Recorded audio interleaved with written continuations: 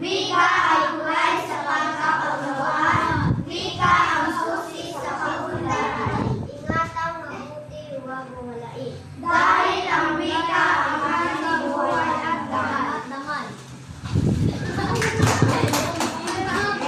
Nag-uugnay sa damdamin at hangarin. Sa bawat salita, kultura'y buhay. Yamang kailangan